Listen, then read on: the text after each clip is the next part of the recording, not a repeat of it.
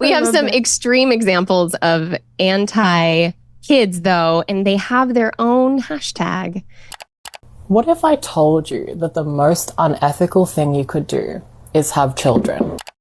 Anti-natalist. Gosh. It's super, super depressing. Is it depressing? Is it depressing? I don't know. If people who don't like kids don't want to have kids, I'm kind of happy about that.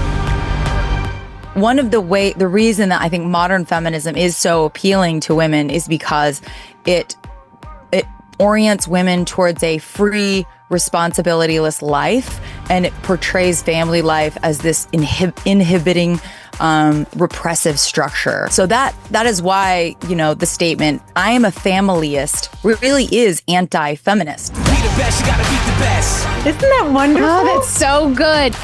And I'd also say it's never too late to be a family-ist. And what's the number one thing you do to take care of the earth? You have babies.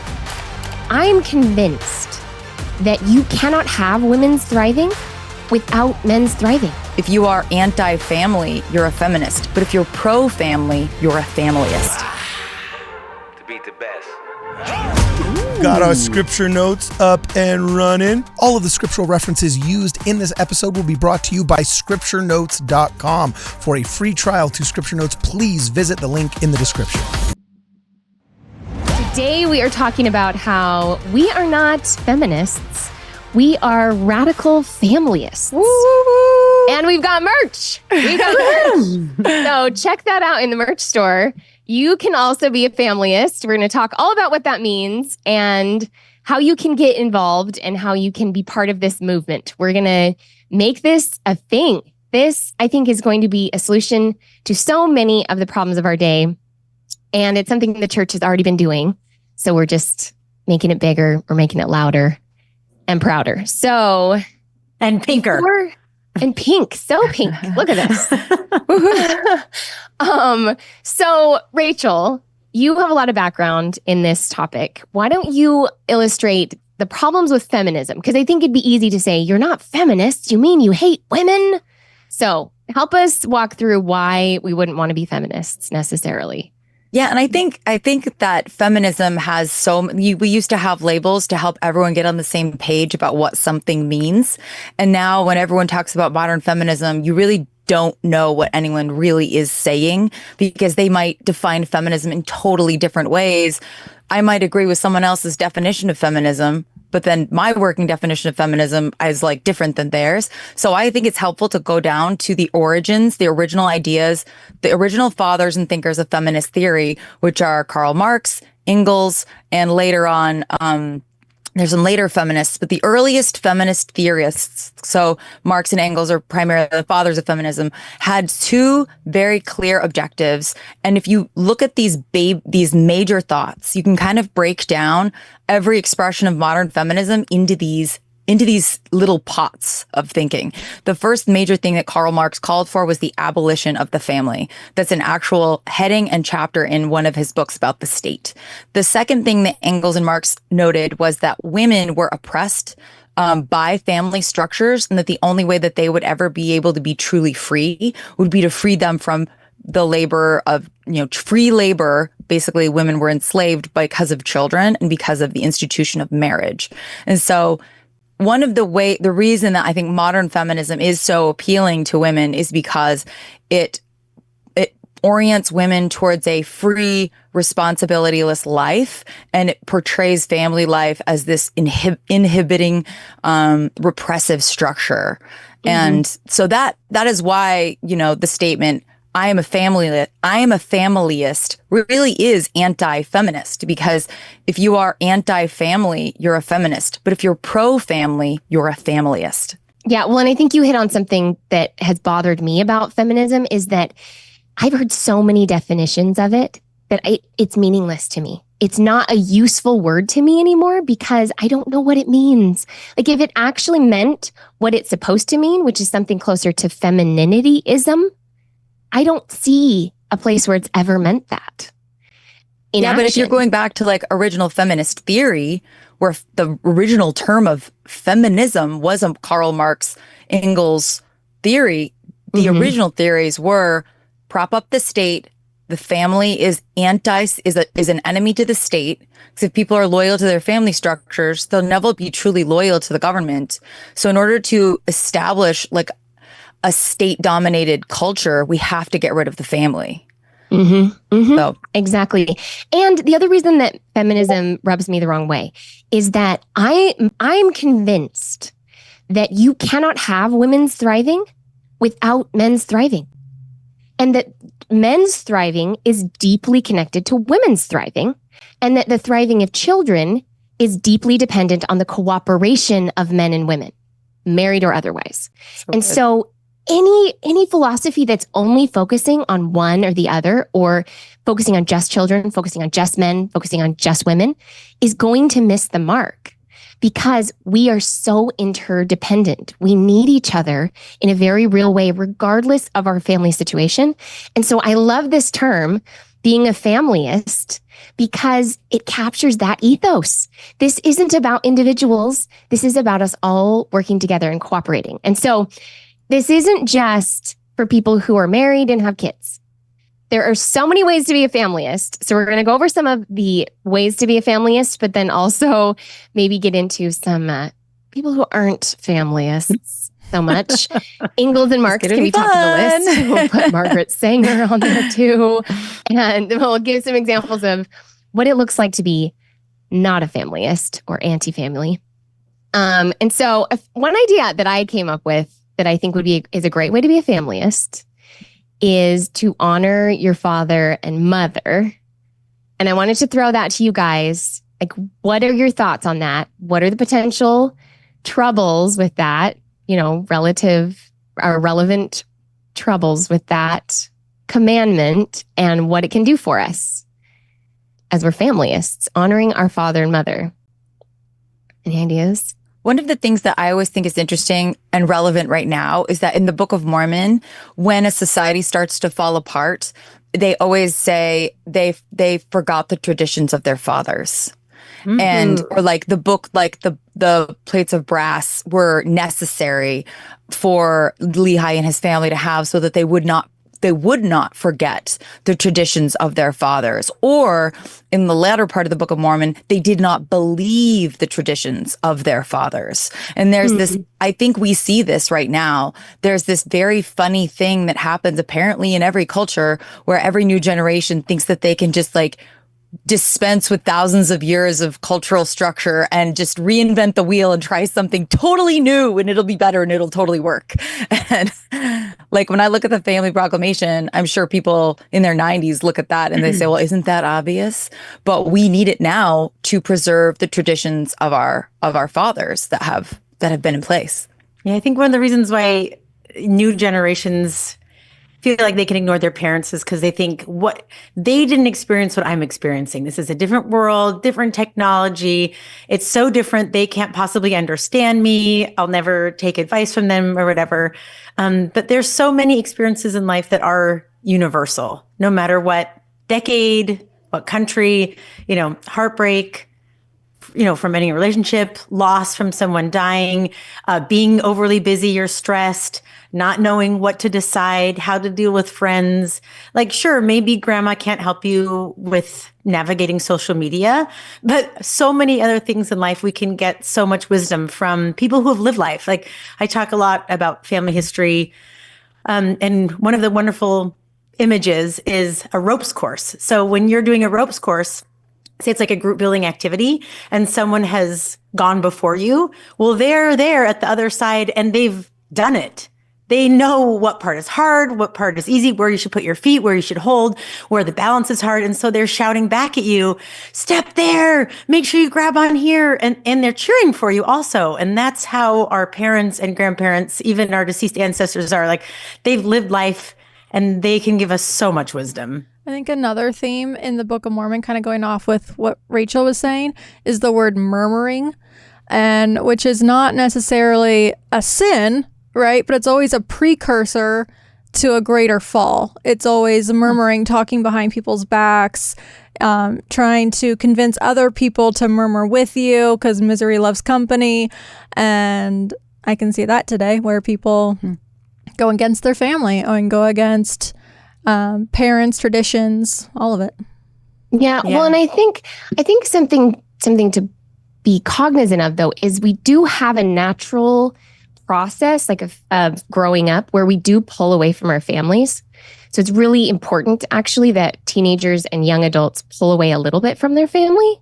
And some of the reason that is important because there can be families that are pathological, that have problems, like deep problems. And so I think it's kind of this blessing that in part of our life, we are kind of instinctively pulling away from mom and dad to kind of look outside of our family for a minute and take in what's out there and assess. Do I actually believe what my family believes? Do I actually want to do my own life the way that they taught me to do it? Because if we didn't do that, then kids who are stuck in bad traditions, bad patterns would never break through free. And so I think we need to recognize that as an important step, even with like the story of Abraham, where he is commanded to leave the land of his fathers. Go far away from your dad who's trying to sacrifice you to his gods. Like, get out of there. That is not a good place to be. And so, but then as we've assessed our family situation and gone, okay, here's what I want to do. Here's what my family did. Here's some of the good I'm going to take with me. Here's maybe what I want to do differently. I think we have to circle back and forgive our parents for all of their mistakes and try to honor whatever good that they did offer us, because otherwise we become trapped, super trapped by our own inability to forgive our parents. And I've seen this happen. I've seen this happen where people without realizing it can't forgive themselves almost. It's like they are judging a piece of themselves when they don't forgive their parents. Any thoughts about that? Well, you had a great TikTok about that. I was going to say, girl. Yeah. Hold the girl. TikTok. One of the things that made it easier for me to forgive my parents is I started to look at them outside of just being my parents. I started to look at them as a child of God. Like my mother, she's God's daughter. My father, that's God's son. And above all of that, like they still have to report to God if they are dealing with some things in behavior or whatever it is that they're doing or whatever it is that they did in the past. That just shows that they're still a person, right? There's still some. I love that TikTok. When you put it in the Discord, Tigo, I just assumed it would be negative. And also because on my TikTok, it's always negative, anti-complaining people, because that's what I watch in preparation for the show. So when she started talking about forgiveness and seeing your parents as children of God, I was just so touched. I was like, there's something wholesome and Christ-like and beautiful on TikTok. I'm so glad she does that. And that is a really mature mindset to have, to step back and realize like your parents are human too. They have struggles. I'm going to forgive them. They're children of God. I want to move on to the next type of family-ist. This is the one that really sticks out to me. I have 6 kids and they're all like kind of young currently. So this is something that's heavy, very present in my mind, is people who are nice to other people's kids. And they could have kids themselves. They could be grandparents. They could be elder. They could be younger. I think people who are just kind to strangers' kids are a special type of family-ist.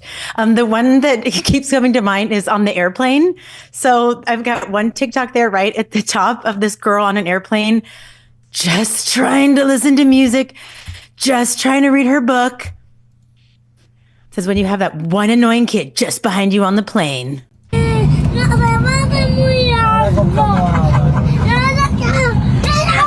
Okay, I have seen so many people like this. I have seen people like this on planes. I have seen people like this at church. Who went in church when my kids are being loud, and they turn around and give the dirty look. And I think, glare at you. You were a kid. You had kids. Like, we're here, okay? Like, we're here. That's better than being at home. And then if you scroll up to that next TikTok, I love this person on an airplane. We should all strive to be like this awesome person on an airplane. It's the Alicia one. When that annoying kid on your flight becomes your homie. Aww. When that annoying kid on your flight becomes your homie. The voice is weird. It's so cute. There's a sad kid in the row in front, and then the grown up in the back is doing rock, paper, scissors with this kid to help them be entertained. And it reminds me of my mother-in-law, who is totally a family-ist. She always has in her purse little books that she can read to kids and give away, and little finger puppets that she can use to play with kids, and fruit snacks. She just always has them in her purse, especially church bag, because she is just there waiting and willing and ready to help anyone who needs help with their kids. And she doesn't do it in an accusatory way. She does it in such a like, I love kids, let me help sort of way. And to be fair, kids can be super annoying. And if you're one of those people who's not a huge fan of kids, you're actually in good company, because so was C.S. Lewis. He has this great quote where he says he's actually not a big fan of kids, but he recognizes it as a flaw in himself. So if you are bugged by kids and you recognize it as a flaw in yourself, you're still a family-ist, because you recognize it as a flaw at the very least. We have some extreme examples of anti-kids, though, and they have their own hashtag, anti-natalist. Gosh. It's super, super depressing. Is it depressing? Is it depressing? I don't know. If people who don't like kids don't want to have kids, I'm kind of happy about that. Sure, but yes. I'm like, thank you for taking yourself off the market. That's how I feel. They are spreading this attitude and making it sound like a positive thing. When I saw this TikTok we're about to watch, I looked at the comments and could not believe how many supportive comments there were. Like, oh, amen. Yep, never doing this. Kids are terrible. Just gonna live my life. Which one should we watch? Before we watch it, really quick, before we watch Nalini. it, I want you to pay attention and guess how old you think the girls are. Oh, like I don't know the answer, but I always think that makes a difference as to how people's attitudes about the value of pregnancy, the value of having children. What if I told you that the most unethical thing you could do is have children? Well, maybe not, but there is a philosophical justification for why our generation are increasingly choosing not to have kids. And the philosophical theory is called anti-natalism, or the idea that it's inherently unethical to have kids. The reasoning behind this theory is pretty simple. When you're in the womb, you cannot consent to being born. And you cannot consent to being brought into a world, especially that is now facing, genocide, climate change, discrimination. You can't choose the family you're born into. You can't choose the body you're born into. You can't choose the socio and economic issues that you might face just through the family that you were born into and the place you were born into. You can't choose any of that. That is crazy. And this is a big thing. If you look through the comments, if you look at other TikToks, it's a whole movement. Yeah. Then it's unethical because the baby growing inside of you did not give consent to be born. And a lot of these people in the comments are like, yeah, I didn't want to be born. You know what is interesting is like, I remember when I had to kind of think through like pro-life thought processes and kind of put it through the lens of the gospel.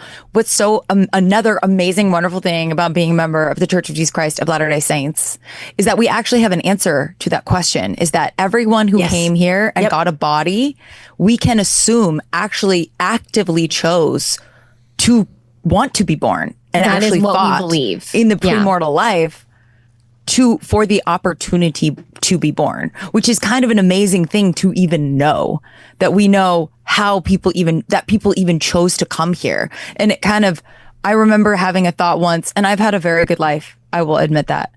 But there have been times in my life that have been hard. And I remember thinking, I still chose this. I still wanted this. I still wanted to be here. And that's comforting. I think it helps you own the hard things that might happen to you.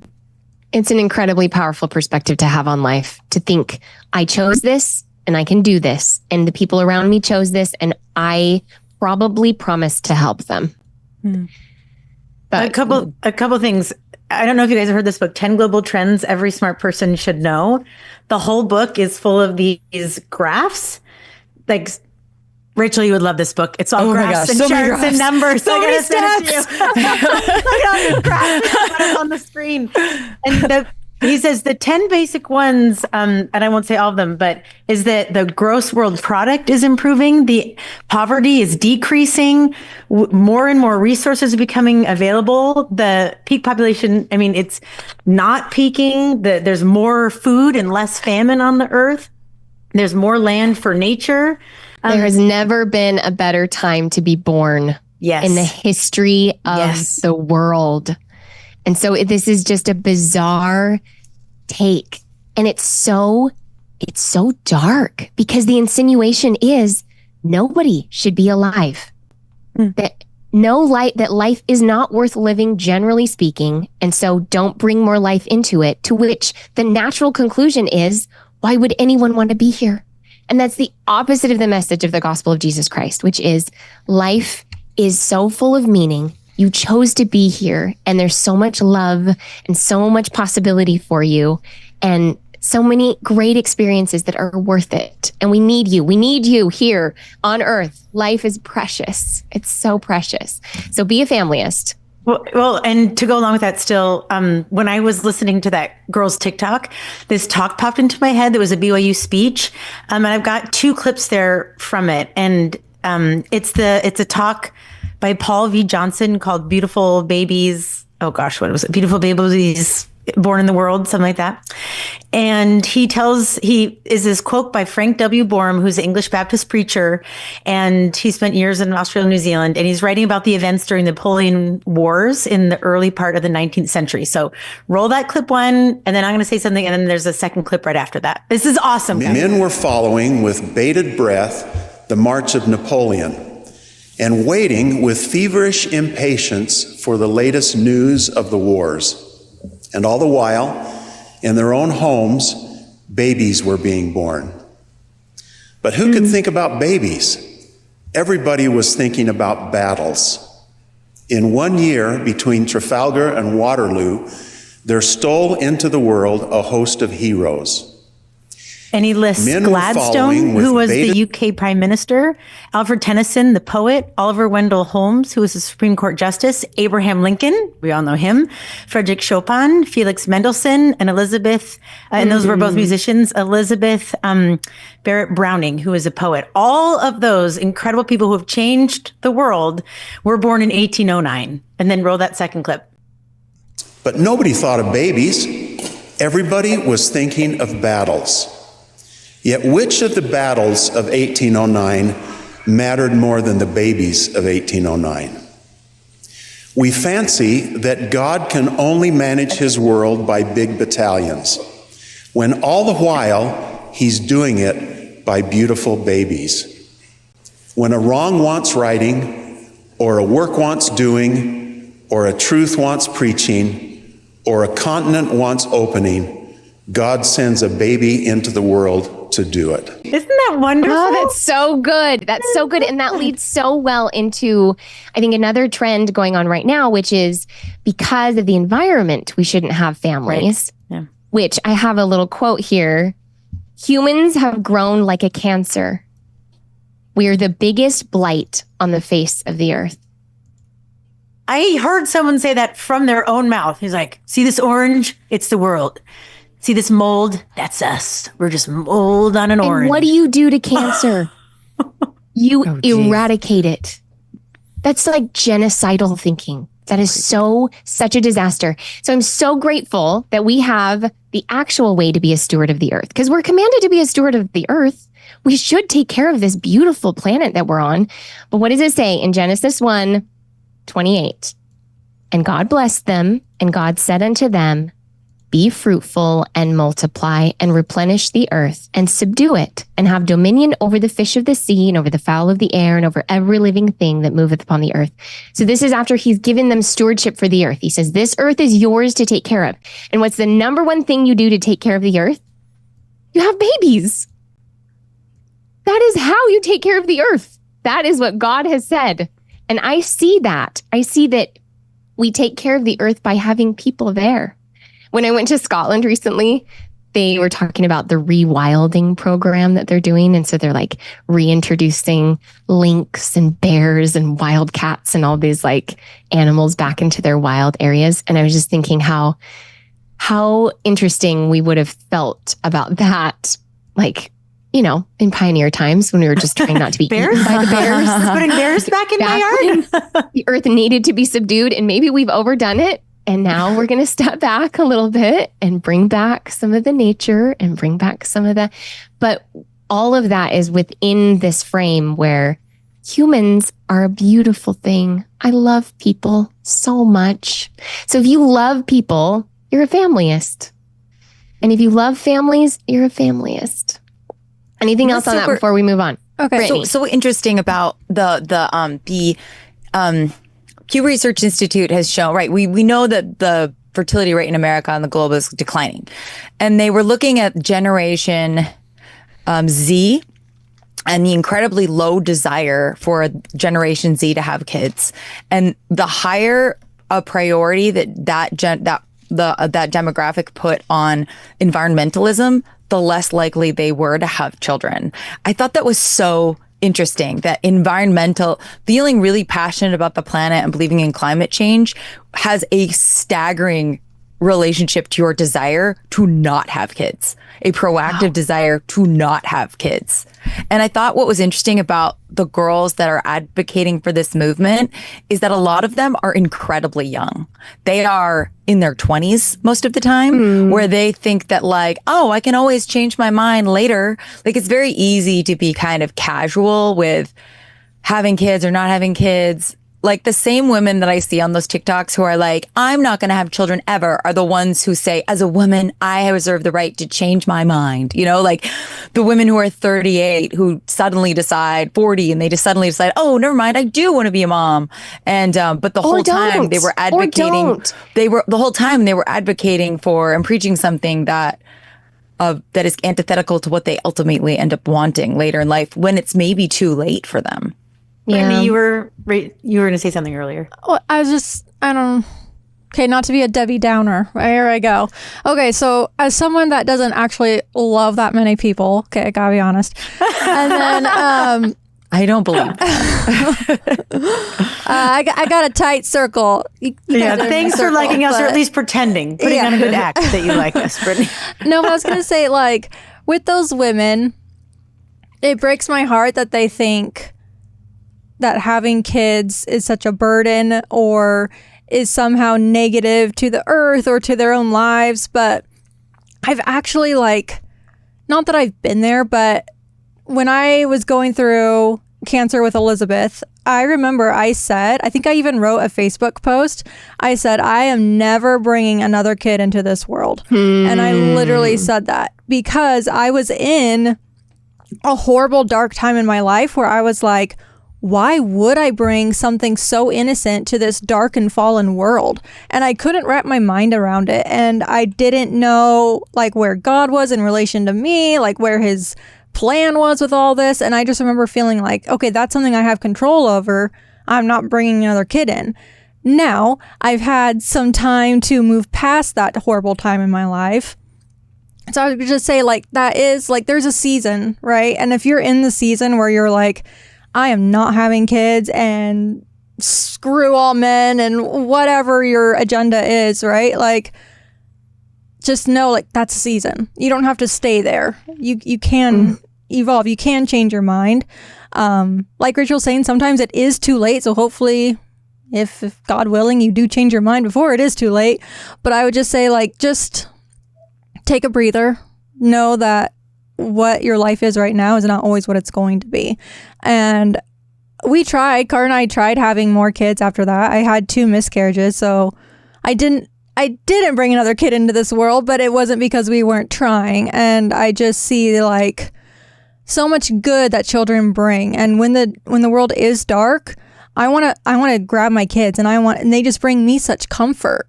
And I think they are a light in this world, and to view them as a burden is just really sad. I think that's such an important perspective. And I'd also say it's never too late to be a familyist. Yeah. Like, regardless of your circumstances, what you had to go through to get to a point where you understood the value of family, it's never too late to be a familyist. There's always something you can do to be part of that. Yeah. And I think, like you said, I think sometimes that has to do with men and women being respectful towards each other or forgiving each other or building trust, just like as a group, like all men and women. So if you are a woman who hates all men, then that's where you start. If you want to be a familyist, that's where you start, right? If you're a man who hates all women, that's where you start. You can be a familyist by learning to trust again, by cooperating together with men and women, whether that's at work, whether that's just in your own mind. And I think sometimes about, okay, I've got some images in the Discord first, and then I'll give my little spiritual thing. Okay, so while the first you're pulling one, those up, I just want to say, Brittany, when you were talking about being in the hospital with Elizabeth, as we're talking about familyists, I realized all those amazing doctors and nurses and assistants at the hospital, they were familyists. Oh, totally. The pediatric medical specialists are a special breed, like most angelic people. I have been to the hospital for my children for other things, and I've just gotten to emotional at how much they care for my kids. They are amazing familyists. Yeah.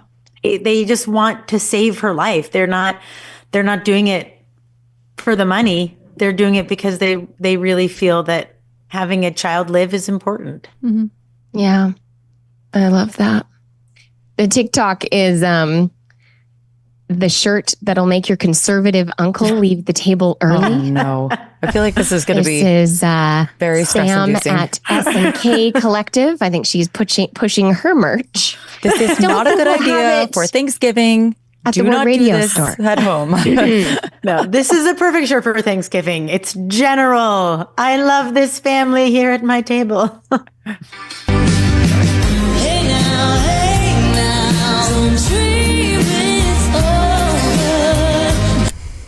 Nice. Very classy. I Very hope nice. his hair was clean when she chopped off his head. So yeah, this is like, we're reading in the Book of Ether right now. It's very relevant. So if you hate men, this is not a great familyist place to be. Let's work on that. But I think at the same token, there's a little graphic here, and you could look at this and laugh. I think a lot of people have laughed. However, I don't think this is being a familyist. So we have here first wave feminism. We want to be equal to men. Second wave feminism, we don't need men. Third wave feminism, we are men. Feminists, as soon as the World War III draft starts, and they're all in their trad wife, everything. It's true. So here's why this is not familyist. So maybe humorous, maybe funny. However, it's grossly misunderstanding feminism completely. Like this image of Rosie the Riveter, right? This was when men had gone to war and women had to pick up male roles in order to keep society functioning. And so this was actually they a were real positive, right? familyist To keep their families imagery. going. Yes. So so associating this with feminism is actually kind of backward. And if World War III happens, the women won't be with lovely hairdos vacuuming our carpets. We will be taking care of the roles that men were taking if they're off to war, right? If women don't fight. So this kind of like downplaying women in general or frustrated with women collectively, I think is also anti-familyist. So we can have fun and we can tease each other, but I also think it helps to be informed about what really motivates women to be frustrated and understand the movement a little bit before just mocking it completely. So that's a thought there. So cooperation between men and women is what we're going for. I really appreciate you stressing. I don't know why when we first started talking about the idea of a familyist versus a feminist, I don't know why I had never really fully thought out the idea that the most familyist couples that I've ever met are very supportive of each other's almost gendered sacrifice in the family. And it's, the men who will praise their wives in front of the kids and say can you believe what your mom did? She worked so hard for X, Y, and Z. But I also think in this video and this image you just showed is there's this idea that feminists want the benefits of masculine roles without the sacrifice, because men really do, good men, not dirtbag men, not creeps, but good men spend most of their lives working hard for their families. All they want is for their families to be comfortable. I think all of us know decent, good men. They spend most of their lives in any profession they can to provide a good life for their family, and having a wife or the mother of their children who's willing to say look at your dad. We're so lucky to have him. And I think that I really do sense a tidal wave of gender conflict and gender resentment coming even at us as Christians.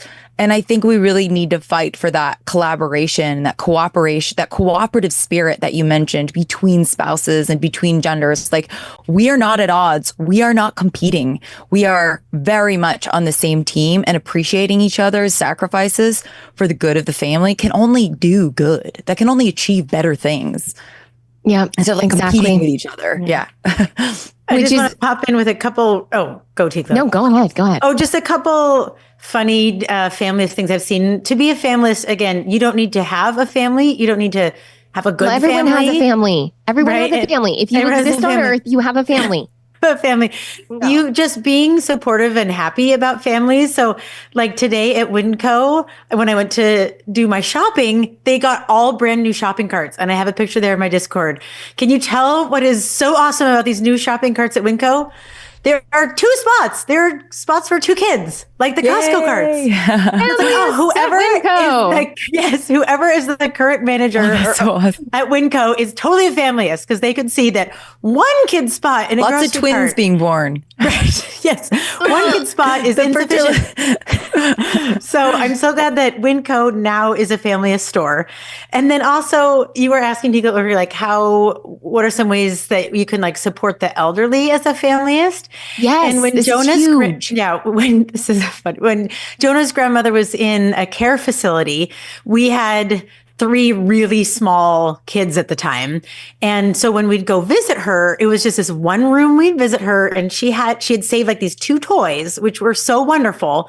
But it was this small room, and it was like a long drive there. And then we just sat and talked, and then we left. And so what did the care facility do? Because they were such great families to help these little grandkids come. They had fresh, warm, baked chocolate chip cookies on the sign-in desk every time. No matter what day we went, no matter what time we're there, I don't know how they coordinated this, but there was fresh chocolate chip cookies. So our boys were always excited to go. And so they were familyists by making it more exciting and inviting for younger family members to visit the elderly family members in this care facility. I love that. And jumping back to what Rachel was saying about cooperation between the genders, I think if you are divorced, you can be a familyist by speaking respectfully about your ex-spouse, especially to your children, because as we know, you're still a product of 2 parents. And so when you are disparaging towards a half of who they are, that can be really damaging. And so that's a way to be a familyist, even if you're divorced, even if that's happened. Or and if you can't think of anything, just go ahead. I was like, and if you can't think of anything nice to say, maybe just don't say anything. Don't say nothing at all. Thumper was so wise. Okay, so family history. I want to do another episode on this because it's just so awesome. Jonah did one a while ago. Summon the power of your ancestors if you want to hear about some benefits of family history. This is such a great way to connect a family. So we go to Roots Tech most years. We're there with our family history book. At Roots Tech, it is at the beginning of March this year, guys. Jonah and I are going to be there. Karen's going to be there. Brittany, I hope you're going to be there. If you go Saturday to the expo hall, it's free. It's family history day. So there's all these fun free activities for families, and you can just go for free. Anyway, if you pull up that picture of the Gilbert Temple, I love the imagery in the Gilbert Temple. So we lived in Gilbert when it was being built and when it was doing the open house, it was being dedicated. And I got to hear the architect speak, and he said he chose the agave to be the theme. If you look, there's agave all over the temple grounds. The rugs have agave carvings in them. The stained glass windows are all agave styles. The handles to all the doors have agave leaf and spike designs on them. I mean, it's everywhere. And he said, I chose it because if you look at an agave plant, there's the old, it kind of blooms like this, right? And the new ones come from the middle and come out. And so as the new sections, leaves, I don't know what they're called, as they're forming, the older sections on the other side imprint themselves on that leaf. And that leaf, the younger ones are also imprinting their little spikes on them. So if you look at the agave plant, if you zoom in on that plant, you see all these little spikes all over it, all the generations of leaves of the agave imprint on each other. And that's what family history is. Like our ancestors have imprinted their genetics, their decisions, their likes, their dislikes, their quirks, their mannerisms, their talents on us. And we're doing the same for those after us. And something that I love talking about at Roots Tech, like as people come by our booth, is if they come from families that people are in the church, out of the church, there's hard things in the family, people have left, like they wonder what we can talk about. I say family history is a great uniter because you can talk about this ancestor, how like a job they had and how they grew from that, or this ancestor and a war they fought in and the experience from that, or this ancestor, how they dealt with loss. And there's nothing religious about it. There's nothing political about it. All it is learning these incredibly powerful stories about your ancestors and gaining strength from them, learning about life from them. Like I said before, children who know their family stories are more resilient, more happy, more confident in every way. There's been studies about this. And the first study that came out about the benefits of children knowing their family history, one is by Robin Fivush. You can find it. There's a New York Times article about it, The Stories That Bind Us. But something that's so interesting is the children who knew just simple facts about their family, like where their parents or how their parents met, or a job that their grandma had, just basic things like that, they were the ones who did better in traumatic situations in their life. And so if you pull up the Do You Know test, these questions. So if you want to be a familyist and help kids, teenagers, adults, anybody, you can ask them these questions, help them learn the answers to these questions. Questions like, do you know where your mother grew up? Do you know how your grandparents met? What went on when you were being born? The source of your name? Which person in your family do you look the most like? Do you know some of the lessons your parents learned from good or bad experiences? Do you know some of the jobs your parents had when they were young? So if someone knows any of this information about anyone in their family, they're just better off. Like there's been studies that shown this. So if you're a school teacher, you can do like highlight an ancestor day or have kids bring in family trees. If you're a primary teacher or a Relief Society teacher, you can have people learn stories and share them. If you're a parent, a grandparent, teach these stories, especially grandparents. When grandkids come over, I know a lot of time it's just like parents and grandparents talking and the kids are just all playing together. Doing family history activities together is a way to join all those generations for a great activity. So and grandparents, tell your stories. Tell your stories and write them down. And if you don't have kids, write down your stories because they can bless people who aren't your own children. And that far longer than you are alive, your stories can bless people's lives. So write down your stories, do family history, find out who you are and where you came from, which I think is another way to be a familyist, and that is to honor your heritage. I had this kind of embarrassing moment actually recently when I was with some other homeschool moms. And we were planning this little like cultural celebration thing for the kids to learn about different cultures. And we have this one mom who's from South Africa. So she was going to do a little thing with food from South Africa. We had one mom who was from the Philippines. She's going to do whatever. And I said, well, I mean, I could participate, but it would just be super boring because my ancestors are all European. And my friend from the Philippines looks at me and she goes, that's not boring. Oh. And I immediately realized, oh my goodness, I am not honoring my heritage. And it's okay for me to be excited about where I'm from too, even if it's not exotic or it doesn't sound particularly special because I'm surrounded by a lot of people from Europe. Mm-hmm. I can still find out more about where I came from and what makes me, me. I mean, it's so eye-opening to learn about these cultures that my people are from because it explains me to myself. And I love that the Barnes, Charlotte, and Jonah do this so well. They have like all these games that they play as a family that are from the countries that their ancestors are from. And so you can incorporate this into your life. And it's so healing. Like it's such a powerful experience for you and your kids to connect with your heritage. So whatever that is, connect with it because that's being a familyist. And okay, I think that's good for that. I wanted to give some little shout outs, and you can do this in the comments, guys. In the comments below, I want you to shout out people in your life who are family-ists. And they can be unconventional family-ists, like whatever. If you put them in the comments, next episode we record, I will give them a shout out. Maybe it'll be over episodes. Like maybe it'll have to be over several episodes depending on how many we get. But I will write down every single one that you put in the comments and we will give that person a shout out because these are the people who are changing the world. And I'll start. There is a woman who she had a scar on her back from where her ex-husband stabbed her. That is her situation, right? She leaves this man, raises her 2 kids by herself. She's working full time. She was a tradeswoman. She could weld. She was so hardcore, tough as nails. She was PTA, everything.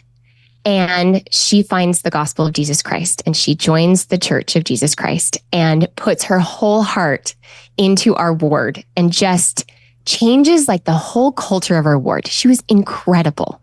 And at the time, Austin was in the bishopric and I had 2 tiny little boys who were so rowdy, and she would sit next to me in sacrament meeting every week and help bring fun things for my boys to do during sacrament meeting. She would help watch these boys of mine so we could go on dates. One time she brought an entire tent into our living room and set it up like a camping tent for them to have us like camping in the living room that night.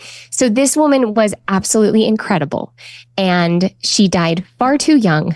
But I will forever be so grateful that she was a family-ist in my life. So shout out to Cortina. You are incredible. I'm so grateful to have known you. Anyone have any examples of a family-ist in your life? My next door neighbor in Arizona, Kathleen, was incredible. So we lived down there and had no family down there. And she was our next door neighbor.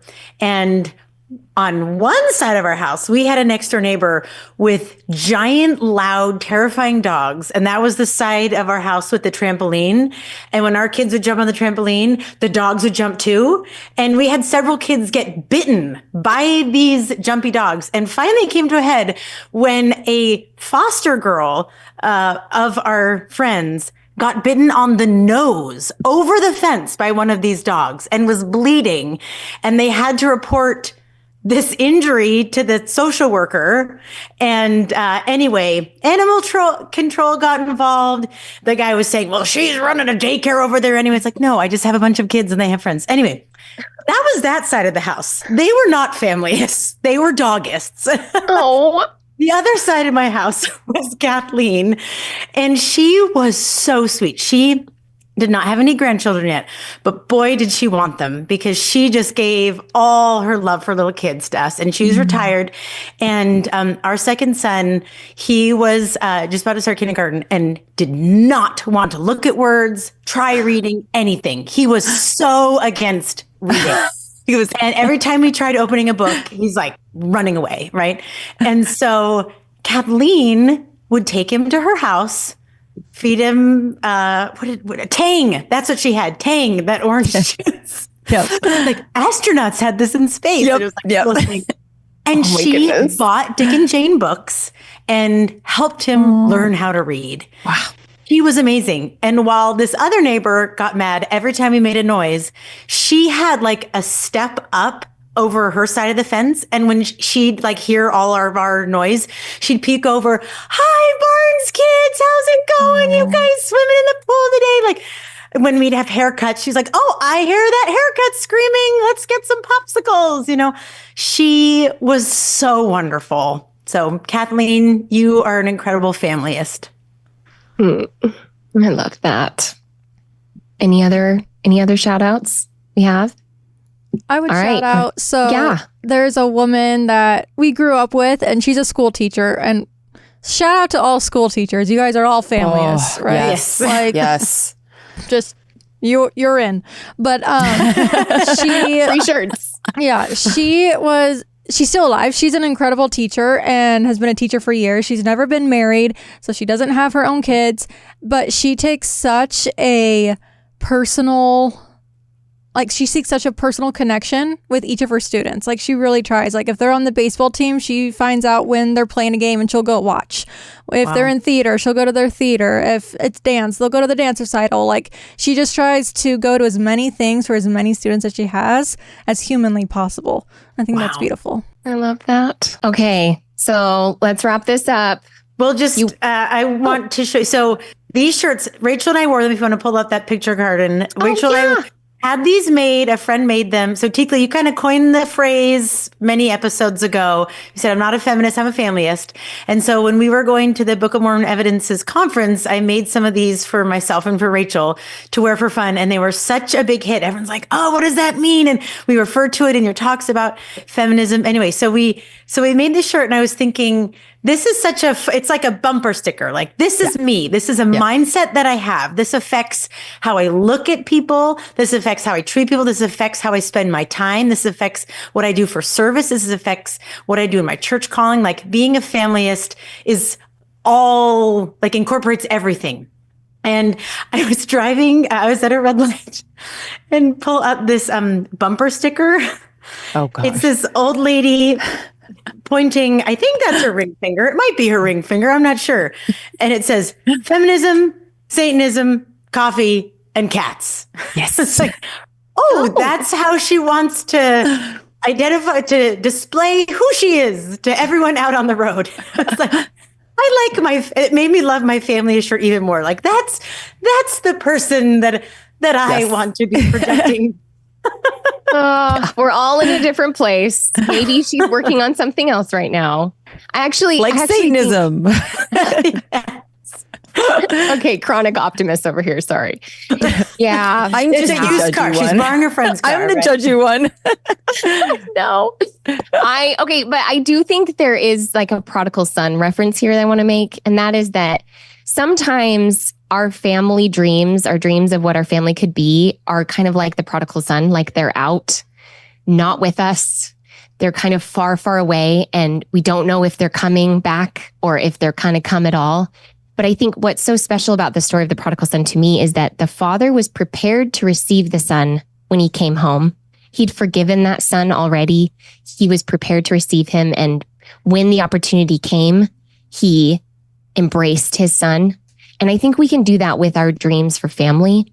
If we are like the father in the prodigal son and our arms are open to the opportunities of family, to whatever opportunities we might have to serve in ways that support families, then we are prepared. We are being a family-ist because we're prepared to receive that opportunity when it comes.